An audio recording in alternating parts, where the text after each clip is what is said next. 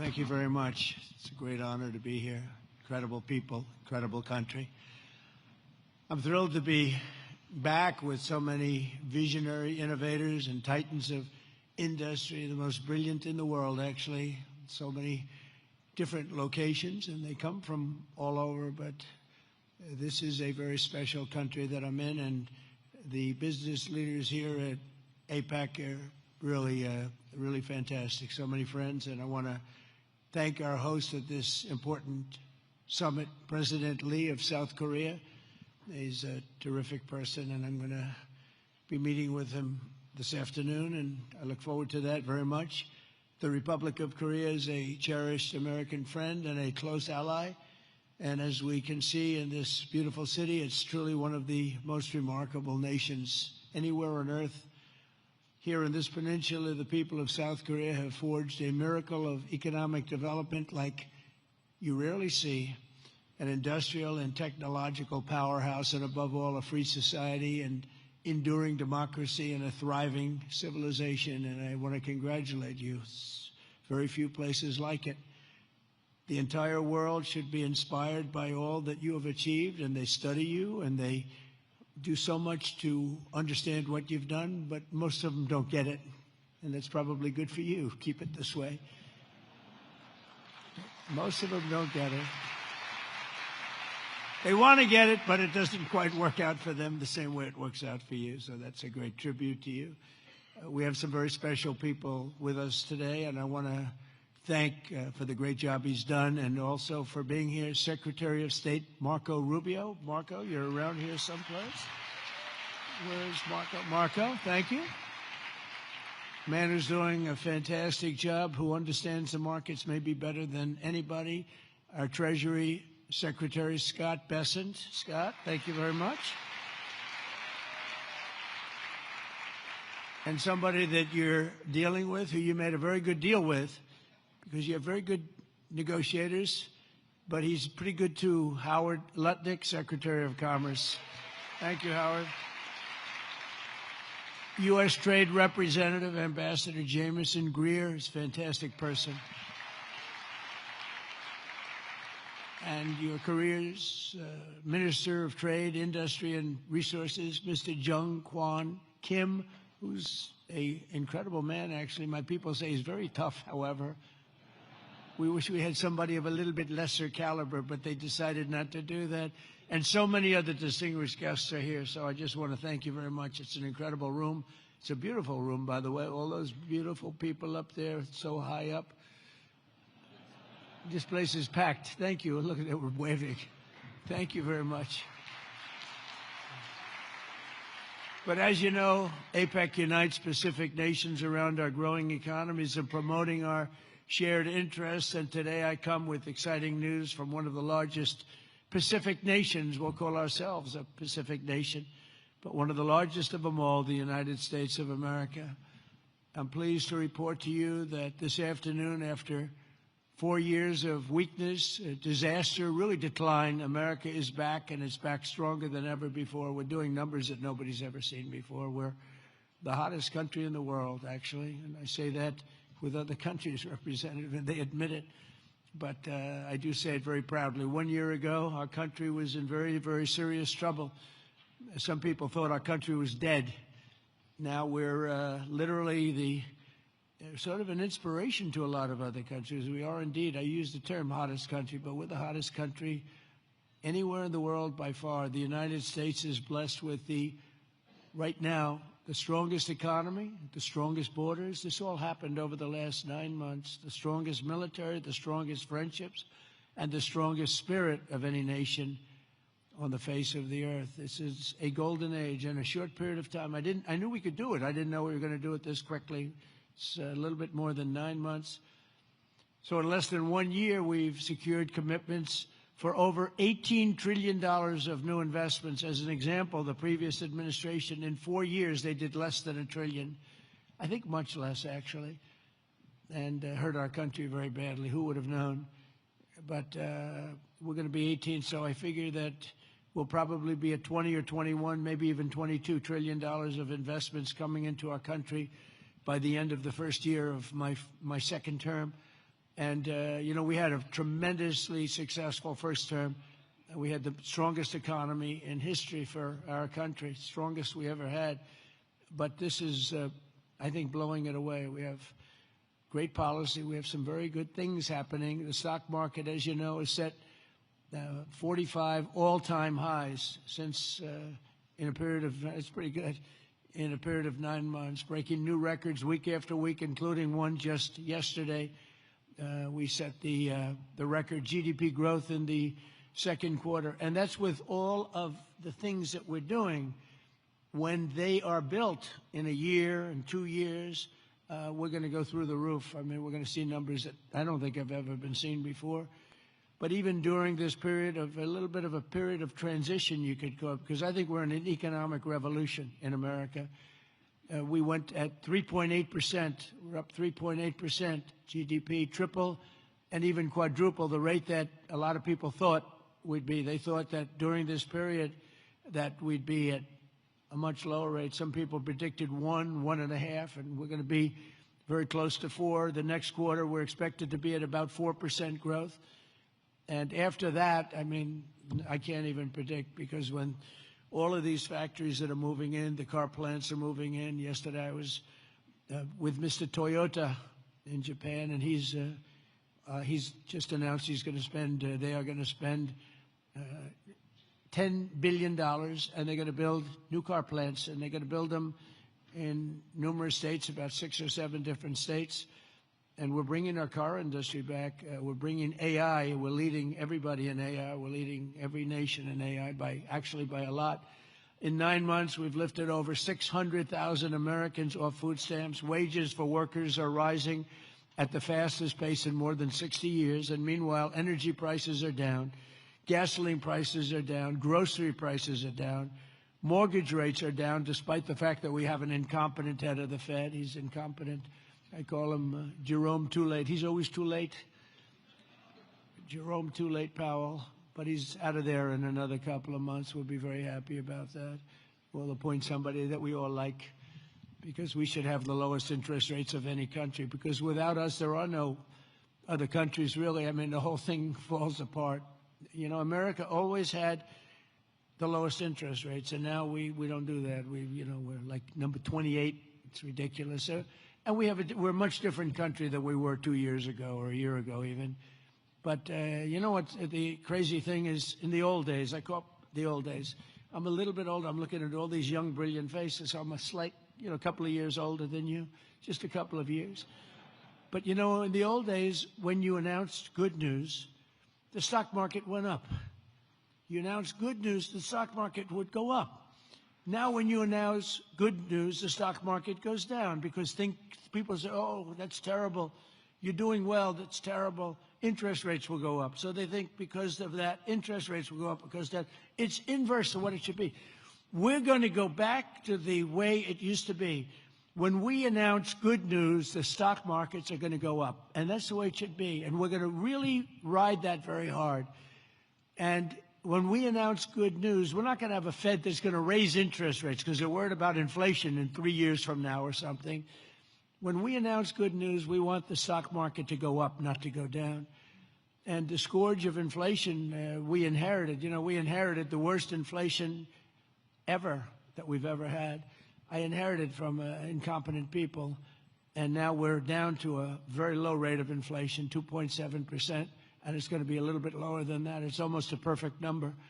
Believe it or not, you don't want to have zero. You want to have like 1% to 2%, and we're very close to that number. But we had inflation the worst in the history of our country.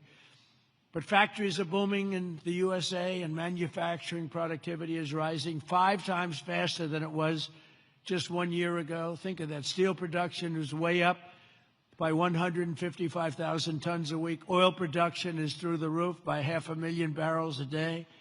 And mining of clean, beautiful coal, I call it clean, beautiful coal, is up by 2.6 million tons every single month. And we brought coal back into the picture. What you can do with coal today is incredible. So I call it clean, beautiful. I don't use the word coal, I say, because it's got a little bit of a problem, public relations-wise, the word. So we call it clean, beautiful. My administration's not allowed to use the word coal. They have to say clean, beautiful coal. We've given it a new name. It's a three-name deal. Even semiconductor manufacturing is rapidly returning to the United States.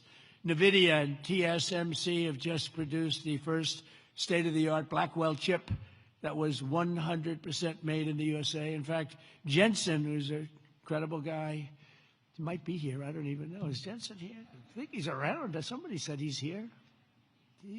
How is he? Pretty good, right? Got a chip that's like 10 years advanced, but he's great. And they're all, building now. They're building tremendous plants in the United States, Arizona, Texas, all over. We're going to have a big portion of the chip market just in a very short period of time. But these tremendous strides are also creating great jobs for our citizens. 1.9 million more American-born workers are employed today than when I took office 9 months ago. Think of that. Almost 2 million people more American workers. Nobody's ever had numbers like that. And those numbers are going to get much bigger, much better than that when we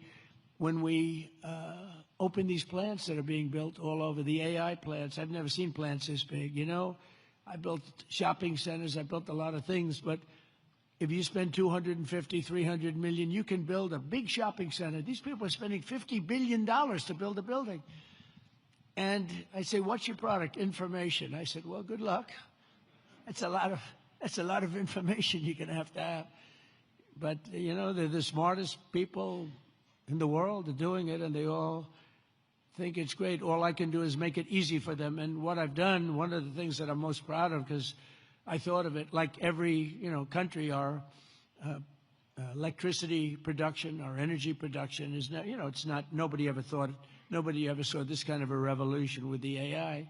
And what they need more than anything is electricity. So if a country was able to do that, it would be, pretty unusual. It would be very hard, and maybe you could say impossible. So I came up with a concept when they build a massive plant, sometimes the size of Manhattan. Think of that. The size of Manhattan, these plants are the biggest. I've never seen anything like it, actually. Nobody has. There's never been anything like it.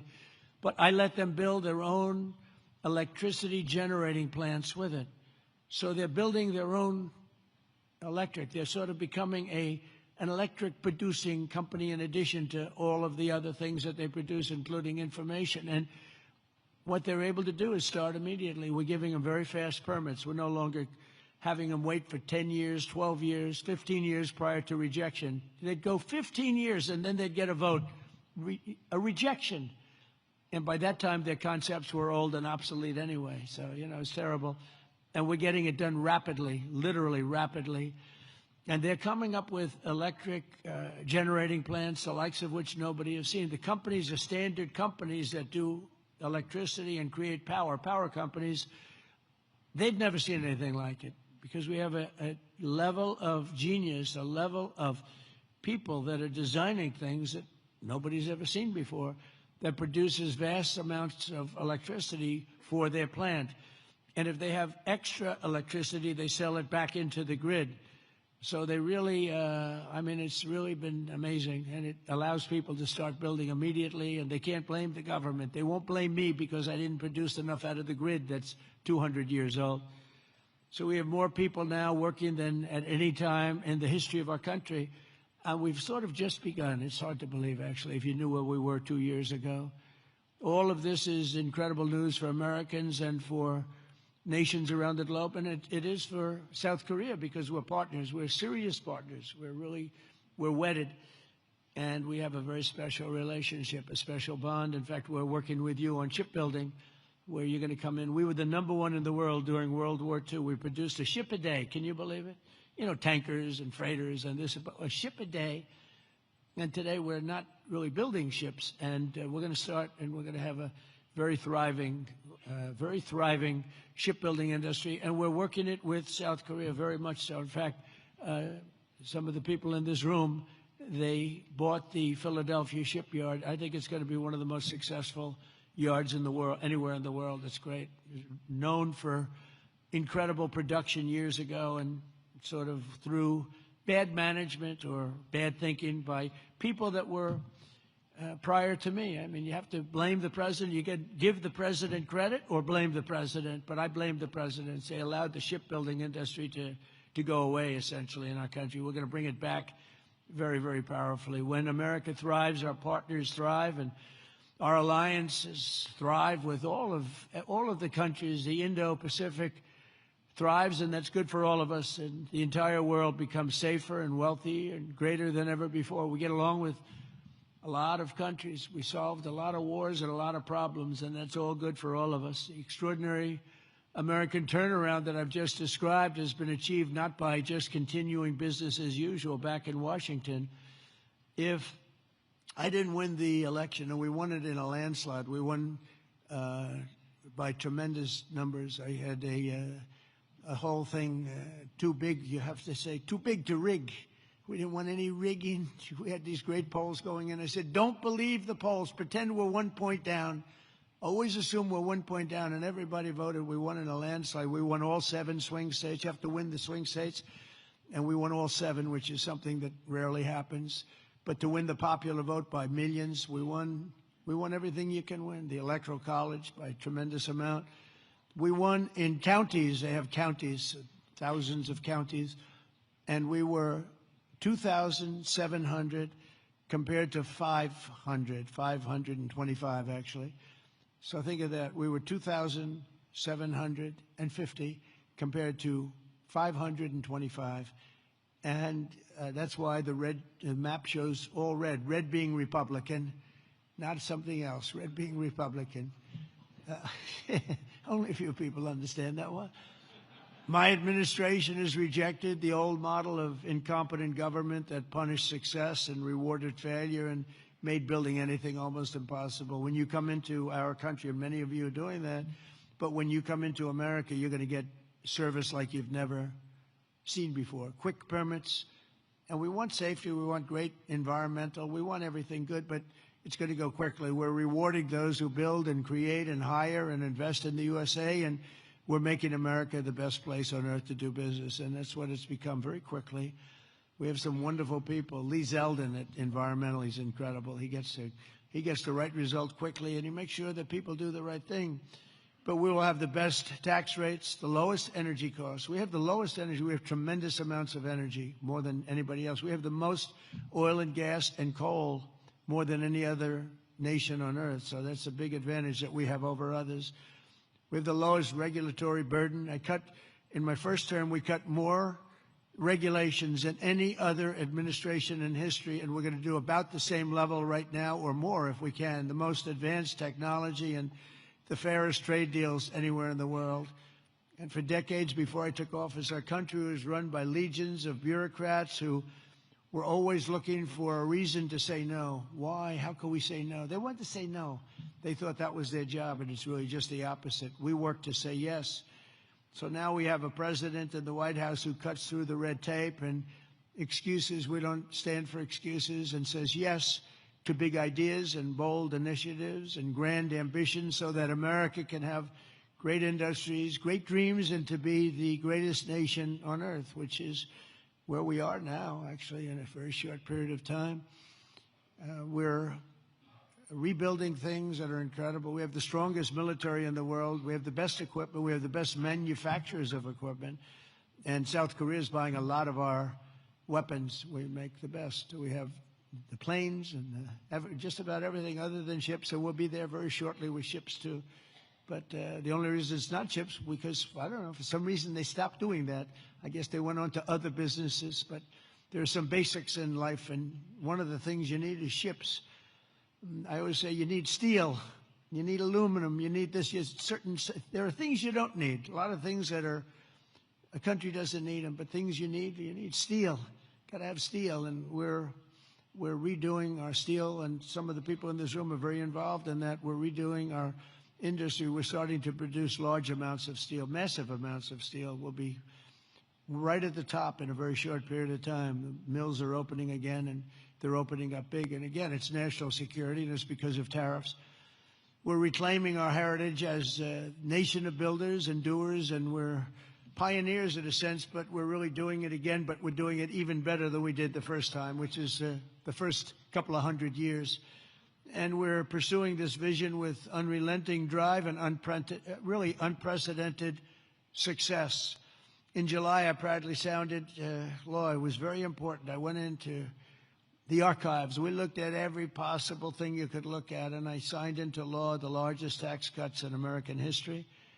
And as you remember, in my first term, we cut taxes from 39% down to 21%. And now we've done even better than that, putting more money in the pockets of American families that make up the largest consumer market on earth. For businesses and manufacturers like those in this room, our tax law includes 100% expensing for all new factories, plants, and equipment. So that means you can write everything off in the first year. So that's like we had in the first, except this goes for a period of 10 years. Whereas the other was over a much shorter period of time. And I actually think that we had such tremendous success. I always said that was the single most important thing, the expensing, the one-year expensing. Upon taking office, I signed executive orders that require that for every one new regulation, 10 old regulations have to be eliminated. I did that in the first term, too, and it worked. So if you want a new regulation, you have to get rid of 10, and already we're exceeding that limit, reaching closer to 30 to 1. Our people have done that, our great secretaries and other people in the administration. So we've been actually at a level where we sign in a new regulation, they get rid of 30 old. We're sort of cleaning up the books because many of these regulations are obsolete, they don't belong. And some were so horrible, they were obsolete, but they really stopped projects from being built, and we're getting rid of all of them. We've pretty much done that. We have streamlined permitting for all new energy and mining projects. It used to take decades for an administration to get something approved, and now it's a process that will take, generally speaking, less than 28 days. In addition, across government, we're guaranteeing a rapid and expedited regulatory review for all new projects in the United States, and that's worth billions and billions of dollars to industry. You spent more money on trying to get something approved than you do in building the plant itself. You know, in Louisiana, my first term, there were 2 plants, and one was financed by a tremendous group of Japanese investors, and it was about $16 billion, LNG plants. Another one was financed by people from South Korea and others. LNG, both of them, massive LNG.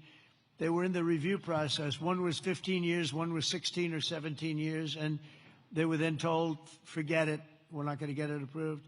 So I came into government, I heard about it, and I love Louisiana. We did very well there. We did well in just about all the states, but we did really well in Louisiana. And so I got involved. The one plant that was in for almost 15 years, I got it approved in 1 day. 1 day. In fact, when we called the people to say that they got approved, they didn't know what the hell we were talking about. They said, you got it approved. We sort of gave up on it. I said, no, you don't have to give up. We got it approved. The other one took me a little bit longer. I didn't do as good a job. It took me 1 week. And they got approved, and they got built. They're massive plants, and they're doing unbelievably. They're like setting records, LNG, big, it's like the Empire State Building lying on its side. And all I know is, I looked at it. I said, what kind of a building is that? All it's got is pipes going back and forth. I never saw anything like it. But whatever it is, it works. And they've been very, very successful. But think of it, 14 and 15 years, and I got one approved in 1 day and one approved in 1 week, and they've been doing great, and they've been good for the environment. I've shrunk the size of government for the first time in many years since January. 100,000 bureaucrats have left the federal payroll. You've probably seen that. So we're creating real jobs. We're getting rid of wasteful jobs. Government spending is down 2.5% this quarter compared to 1 year ago. It was going through the roof in the previous administration. And in stark contrast to 4 years ago. I mean, if you look, 100% of all new jobs created in America under my administration have been created by the private sector. Think of that. The government created no new jobs. The private sector created the record number of jobs that we're talking about. That's a country. That's really a success. It's easy to create government jobs. I could say, add a lot of people to your payrolls. I can fake up the numbers if I want, but that's not the way you build a great country. You don't do that here, and that's not the way. But it's a good way to show good numbers, I'll tell you. You just tell everybody, hire a lot of people. That's what they used to do under the Biden administration, under Barack Hussein Obama, you had, they'd say hire a lot of people so we can make our numbers look good. I do the opposite. And we have real numbers. These are real numbers. There's truly no better time to invest in the USA. The results speak for themselves. Since the election, TSMC has pledged to invest $100 billion in the United States. So they're coming in from Taiwan. We have tremendous numbers of companies coming from Taiwan and building in the U.S. Apple, $600 billion investment.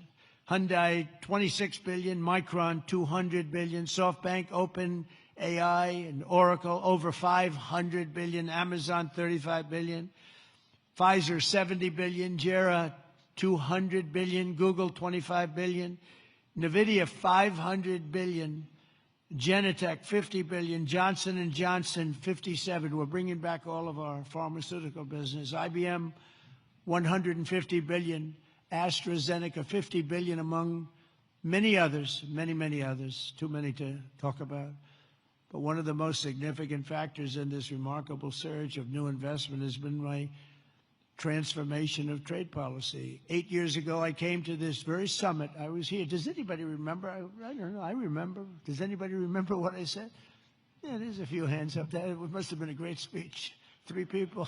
It's not too many people. But there's no reason to, because you saw whatever I said, I did. And for the first time, I laid out the principle that economic security is national security. Economic security, that's for South Korea, that's for any country.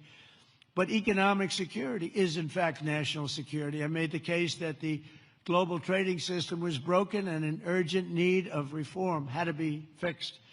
The system had been exploited by countries that broke the rules at the expense of countries that followed the rules to a T, and asked the nations of APEC to be our partners in making the system fair and more sustainable for all of us. And we all work together, the APEC nations. 8 years later, as I'm back here in Asia, and I'm pleased to say that the positive vision for revolutionary reform I laid out, it seems like a long time ago, is now a reality. What really seems amazing is that we did all these things. We stopped a lot of wars. We did so many different things, made our country strong. Thank you. Thank you. And the campaign seemed like so long ago. And I was reading something today in one of the journals, and they said, can you believe it? 1 year ago, I was campaigning to win. Think of that. It was about a week. In a week, it'll be November 5th. And November 5th was the election. I said, can you imagine that? Here I am, president. We've done so many different things, economically, militarily, peace-wise, peace through strength.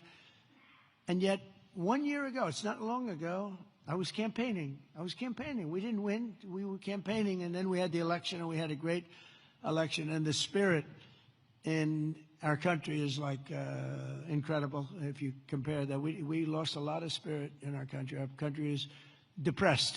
They were very depressed, and they had a right to be. But around the world, we're signing one trade deal after another to balance our relationships on the basis of reciprocity. Very important word.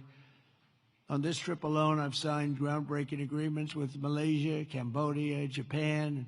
Our deal with the Republic of Korea will be finalized very soon, like moments or very shortly thereafter. These agreements will be incredible victories for all of us, because everyone is better off when we have stable partnerships, not plagued by chronic problems and imbalances. Probably you know that President Xi of China is coming tomorrow here, and we're going to be, I hope, making a deal. I think we're going to have a deal. I think it'll be a good deal for both. And that's really a great result. That's better than fighting and going through all sorts of problems and, no reason for it. I think it's going to be a great deal for both, so I'll be meeting him tomorrow. A lot of people are interested. They're also interested in what we're doing, but they're interested in that, I can tell you a lot. The world is watching, and I think we'll have something that's very exciting for everybody, and that's also good for South Korea. It's good for all nations. We're ending gaping trade deficits, unfair trade barriers to market access, insecure supply chains, weak, pathetic supply chains, and much, much more. We had such bad supply chains under the last administration. It was embarrassing. And we're entering a new era of trade that truly works for both sides. We're got to work for everybody. You know, deals have to be good for everybody. I've heard that all the time, and I never really believed it, I'll be honest. I said, if you make a great deal. The best deals are deals that work for everybody, especially when you're talking about nations. You know, when you're talking about nations, it really is a little bit different than you're doing a business deal and you want to just rip their hearts out, right? These guys know what I mean. They've ripped out so many hearts. But when you have nations, it's a little bit different, you know? You gotta all balance out a little bit. When I announced reciprocal tariffs last April, some people thought it was wonderful, and others really weren't so sure. They weren't sure. They didn't understand tariffs because tariffs were used against us. We didn't use tariffs stupidly. And we do now. National security. This week we proved once and for all that few critics, there were no critics left. The only critics are people that took advantage of us for many years, and now they're not able to do that. The deals we're signing with our friends and partners are making our alliances closer and stronger than ever before, and they respect us because it was so foolish. The people that ran our country were so foolish. With these agreements, our nations will extend our vital security alliances into the realm of economic security for the first time ever. We're forging new partnerships on strategically important industries like shipbuilding, energy, semiconductors, critical minerals, and, very important pharmaceuticals. We learned that during COVID. We had to rely on other countries to give us pharmaceuticals. You can't do that. You have to, certain industries you want to have there. You want to have your medicines made ideally in your own country. Many of our agreements also include deepening collaboration of industries of the future, such as nuclear, quantum, artificial intelligence, where America is number one by a lot. Actually, we're really number one by a lot. We're number one in military consequence. We're number one in military, in the quality of the weapons. That's why everyone wants to buy for us. I'll tell you what we have a long lead on is submarines, nuclear submarines. We are so far advanced that by perhaps 20, 25 years. We're 25 years ahead of any competition. And not only are the tariffs strengthening our alliances, they're also bringing peace to the world. On Sunday in Malaysia, we signed the Kuala Lumpur Peace Accords, ending forever the war between Cambodia and Thailand. Thank you. Thank you. You know, it's interesting. We were making trade deals with Cambodia and with Thailand, and I sort of watch what I do. I don't go to the beach and sleep all day. I like to watch. And I see Cambodia, Thailand, among many other nations. And this is true for numerous other deals, too. But I see Cambodia, Thailand, and I read a front-page story about the fact that there were thousands of dead people along the border. And they fought for a long time. And I said, wait a minute, we're making deals? And they're starting a war? They were just starting, and it was vicious. Thousands of people were killed along the border. There are two borders. And I said, let's call the head. I didn't know the heads of either one. I called them. They were both great people and sort of reasonable. I said, listen, you want a trade deal? We're not going to make a deal with you if you're going to be in war. Then I called Cambodia. I called Thailand. I called Cambodia, back and forth. And after about 2 days, we ended up with the help of Malaysia. Malaysia was like a mediator. We used a beautiful facility in Malaysia because it was too hot. And I don't mean hot weather-wise. I mean it was hot. It was too hot with bullets flying all over the place. And Malaysia was fantastic, and they helped implement it. The prime minister was great guy. Just left him.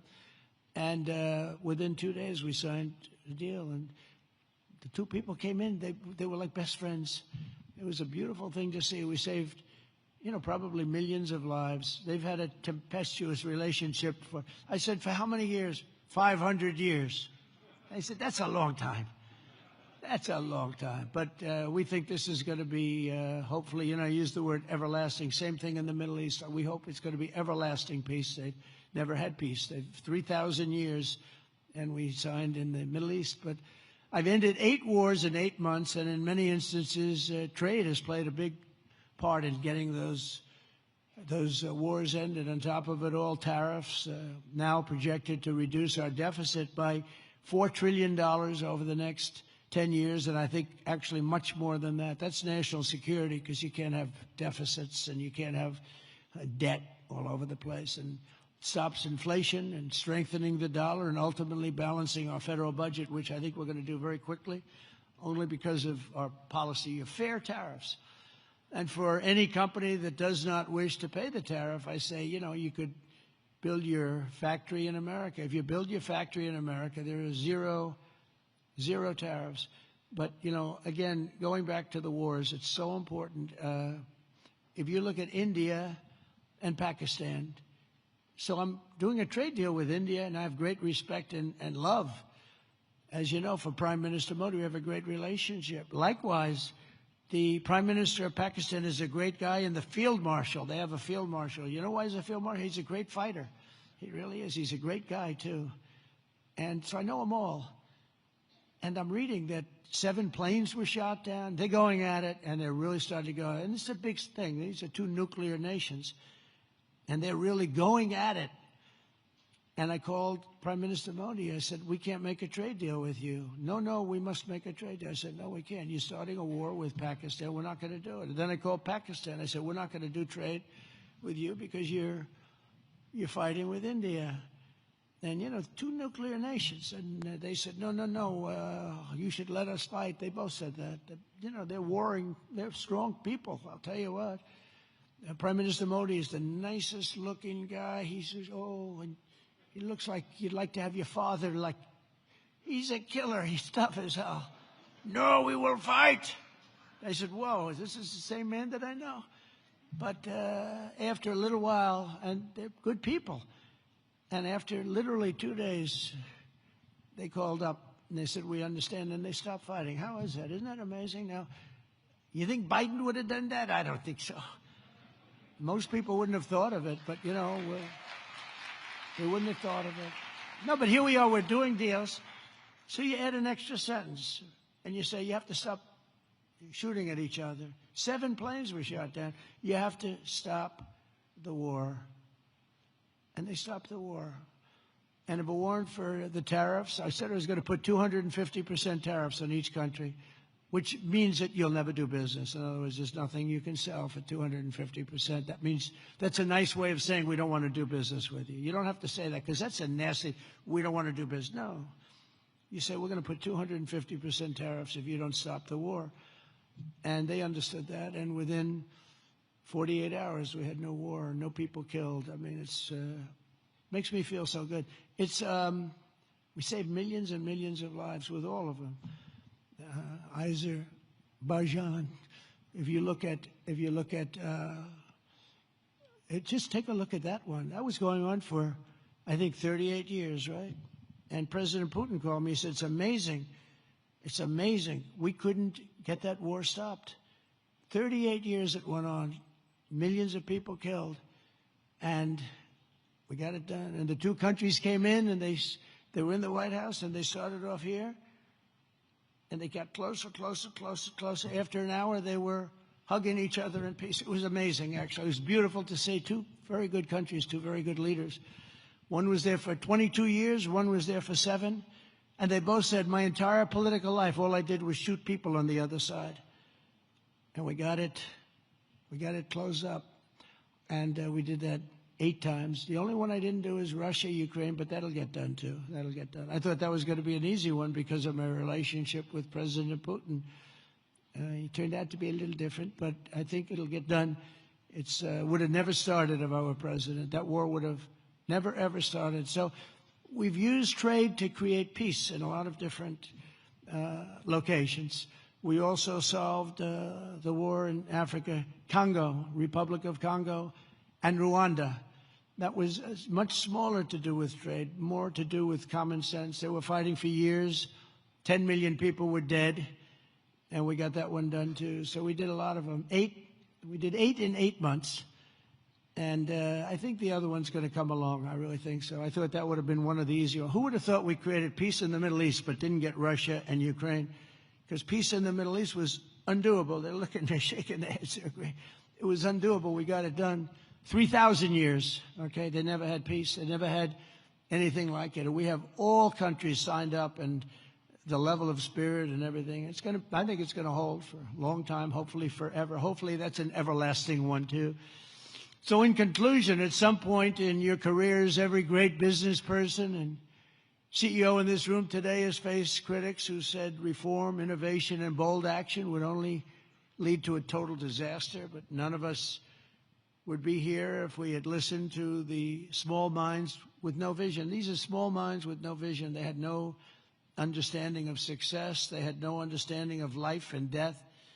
True success comes from having the confidence and the courage to prove the doubters wrong. And oftentimes you'll go the opposite way of almost everybody, and you'll be the one that's right, and the others will be the one that's wrong. And that's where you have your greatest successes. And that's what America and our Indo-Pacific partners really are doing this week, and what our businesses and entrepreneurs do each and every day. That's what you do, the most successful people in the world. Together, we're solving the challenges that no one before us has ever been able to solve, and we're forging a free and open Indo-Pacific, and for all of the people, we're creating a future of dignity and security, prosperity and pride. From the rolling hills of San Francisco to the gleaming streets of Seoul, from the bustling factories of Toledo, Ohio, to the bright lights of Tokyo, from Pittsburgh to Palawan, from Boston to Bangkok, from Detroit to Da Nang, and from Cleveland to right here in Gyeongju. Nice place. Did I do good with that one? Did I do okay? Gyeongju. Good, beautiful place, by the way. We're strengthening old friendships, forging new bonds, building new factories, pioneering new industries, and creating a dramatically better world for our children and for generations to come.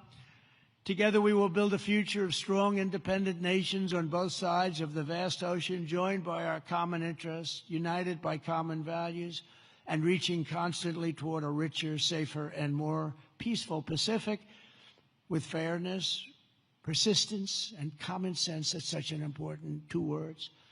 We will build together, we will trade together, we will prosper together, we will thrive together, and above all, we will win together like never before. We're going to have an incredible relationship together for generations to come.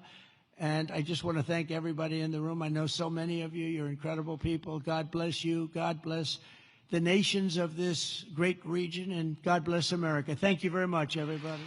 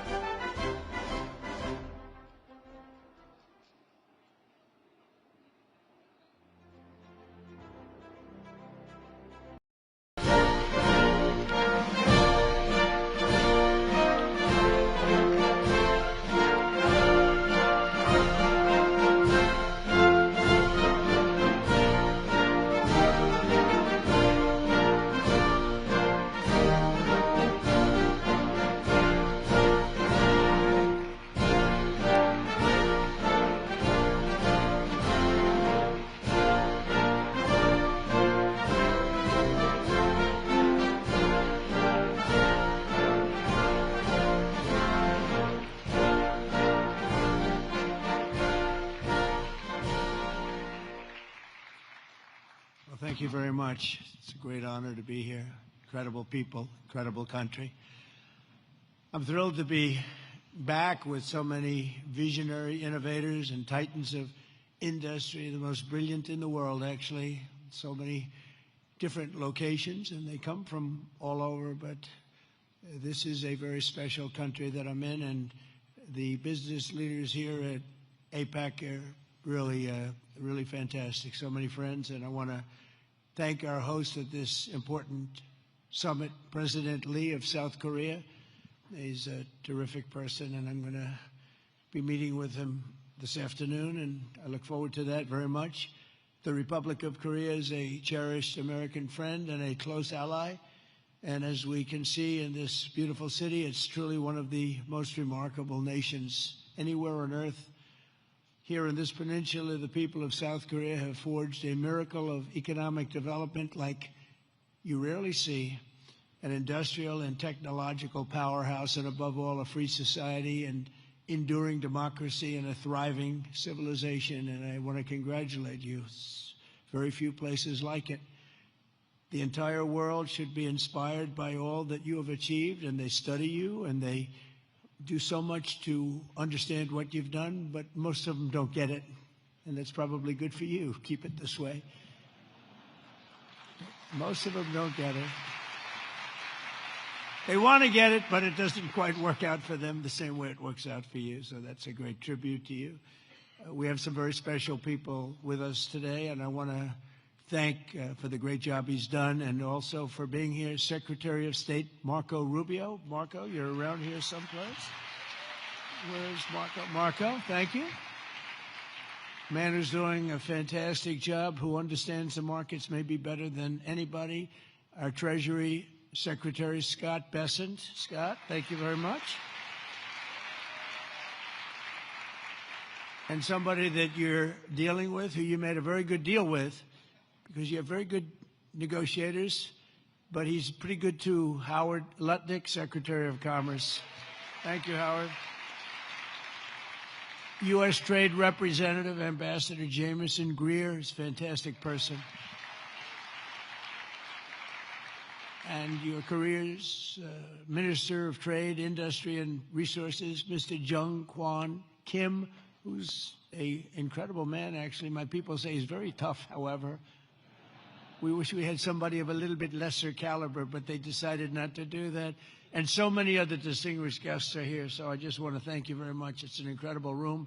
It's a beautiful room, by the way. All those beautiful people up there, so high up. This place is packed. Thank you. Look at it, we're waving. Thank you very much.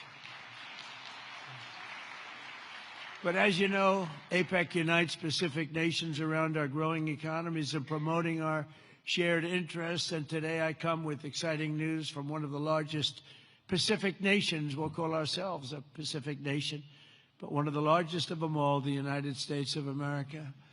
I'm pleased to report to you that this afternoon, after 4 years of weakness, disaster, really decline, America is back, and it's back stronger than ever before. We're doing numbers that nobody's ever seen before. We're the hottest country in the world, actually, and I say that with other countries represented, and they admit it. But I do say it very proudly. 1 year ago, our country was in very, very serious trouble. Some people thought our country was dead. Now we're literally the sort of an inspiration to a lot of other countries. We are indeed, I use the term hottest country, but we're the hottest country anywhere in the world by far. The United States is blessed with right now, the strongest economy, the strongest borders. This all happened over the last 9 months. The strongest military, the strongest friendships, and the strongest spirit of any nation on the face of the earth. This is a golden age in a short period of time. I knew we could do it. I didn't know we were going to do it this quickly. It's